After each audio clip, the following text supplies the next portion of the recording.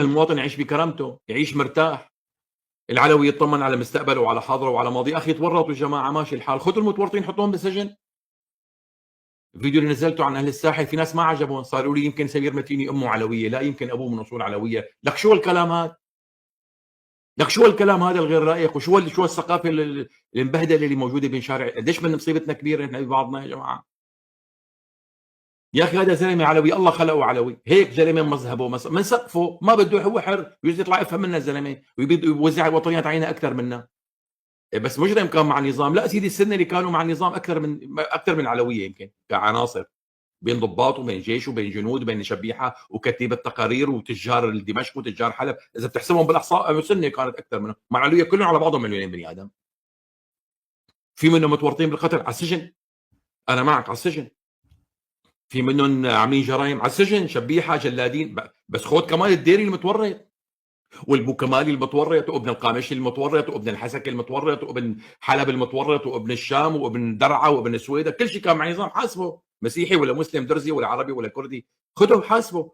مو نعمم على الجميع، نخرب العلاقه الوطنيه اللي كل ما الامور عم تتازم، عم يحتقن الشارع، بعدين بينفجر.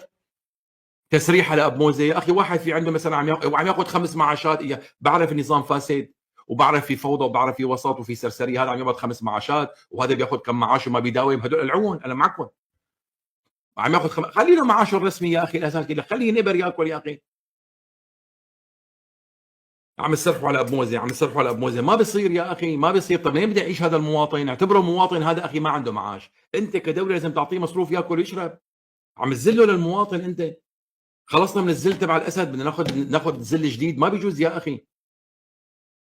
في موظفين، ليش في عندنا موظف بالبلد ما مرتشي او ما بيشتغل بالرشوه، او لانه مؤسسه الدوله كلها فساد عندنا.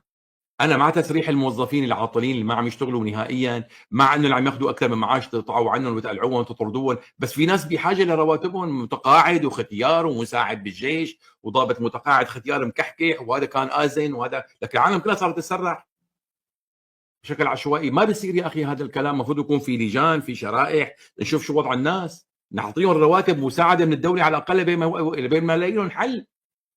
يعني انت عم تقول له روح اشتغل بالدعاره، روح اشتغل بالمخدرات، روح اشتغل قتله، روح اشتغل مشلح، لك مين بده يعيش؟ وخصوصي هدول اللي كانوا بمناطق النظام ما عندهم اولاد برات البلد مثل حكايتنا، هربنا من النظام القاتل، عم نشتغل 200 دولار 300 دولار، نبعث لاهلنا بياكلوا بيشربوا ماشيين حالهم، هدول لك ما عندهم حدا برا. النظام خطفهم، خلاهم اسيرين خوفهم، ورطهم واسيرين ورطتهم، ما عاد عرفوا شو بدهم يعملوا، يطلعوا برات البلد ولا يضلوا بالبلد، ما استسلموا بالاخير لقدرهم، قالوا انا لله وانا راجعون، بدنا نموت يعني شو بدنا نعمل؟ عم يخوفوا النظام سنه وما سنه، واذا طلعوا برات البلد كذا وما ادري شو، خليكم معي ما ادري شو، ابن حرام نظام واطي سافل منحط. وهن نفسهم كرهوا النظام وعفوا سماهم منه، ما عمل لهم شيء. وناس يا اخي صحيوا مؤخرا، واخي كانوا غلطانين ورجعوا يا اخي اعتذروا او مثلا رجعوا لطريق الصواب.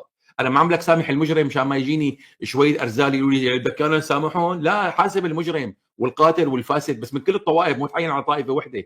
تحول ثورتنا لبلد لحرب طائفيه، نخلص من طائفيه النظام نجينا طائفيه المعارضه، ما بصير. نحن نكون احسن منهم، نقدم صوره افضل منهم، لننتج خطاب وطني وننتج مشروع وطني، هيك بدنا نتعامل. بعدين يا اخي انت طلعته من الوظيفه لهذا الزلمه، طب هذا الزلمه كيف بده يعيش؟ مو انت الدوله، مو انت الرئيس، مو انت القائد. هذا المواطن فكر فيه كيف بده يعيش؟ لا عنده ولد بالمانيا يبعث له، ولا عنده ولد بفرنسا، ولا ما عنده حدا يساعده، معتر، اولاده ماتوا بالجيش، واللي اخذوا النظام ضحك عليهم قال لهم في ارهابيين وفي معركه ماتوا، واللي معاق معاق، والمكرسح مكرسح، والختيار ختيار، والارمله ارمله، شو بدنا نشتغلوا؟ هذا بدنا نعمل، مين بده يعيشوا هدول؟ هات لنشوف. مو شغلنا وقفوا مع النظام. ليش ما في سنه وقفوا مع النظام؟ ودروز وقفوا مع النظام، وحوارنه وكرد وعرب ومسيحيه ومسلمين، كل الكوميونات في منها وقفت مع النظام، ناس بنسبه كبيره وناس بنسبه قليله.